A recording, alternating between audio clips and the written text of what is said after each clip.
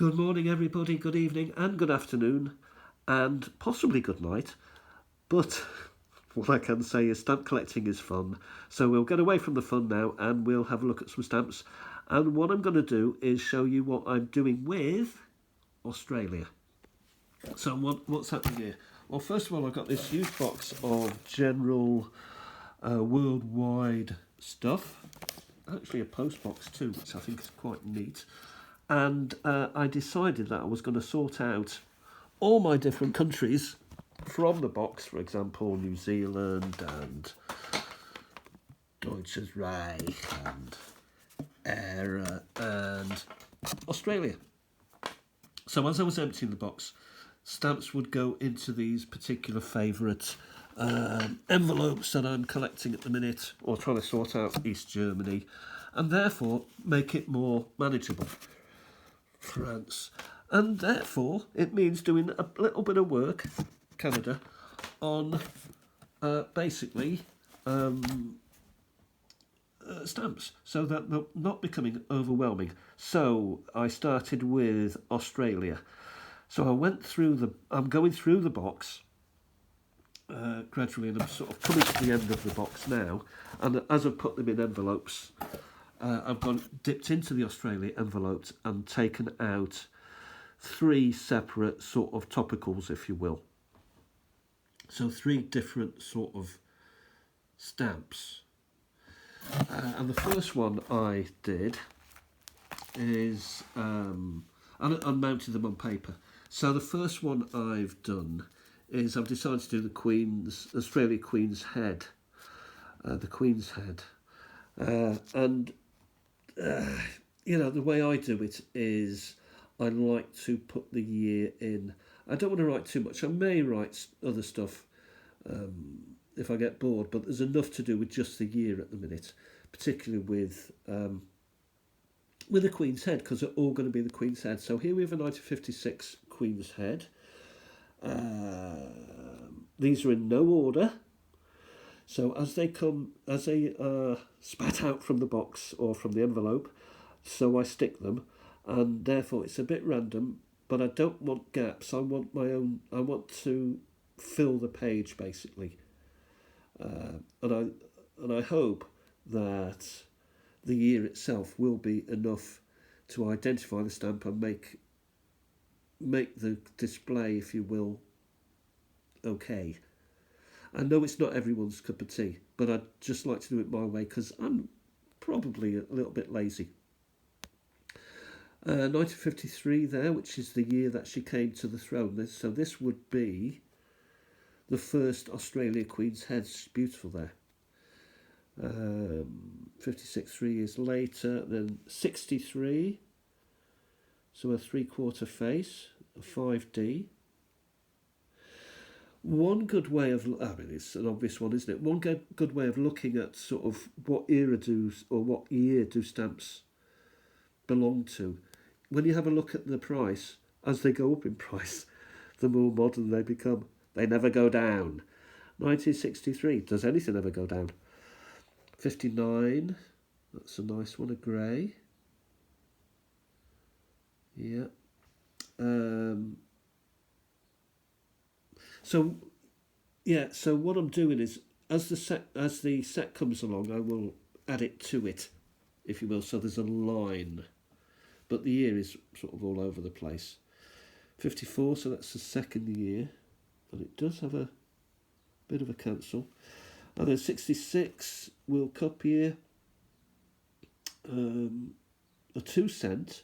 So we've gone then from 5D in 59 to that's a Canada. So that's not very good, is it? That's a Canada. So that's an error immediately. Canada's managed to slip into that. That's interesting. So I've messed up bigly. And then 66, we've actually got the 2C. Wowza. Talk about live and wow. So that will have to be removed after, and or left in as an aberration.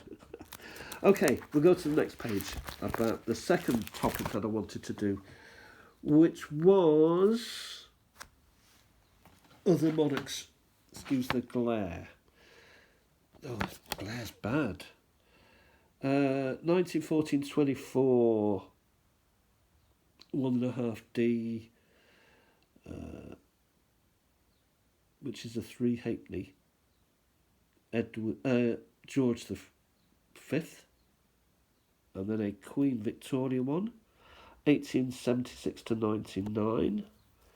To 99, Queen Victoria, violet. George the Sixth, a 38, and another one, 38. Queen Mum, Elizabeth Bowes Lions, 42 to 50, and again a 52 one there.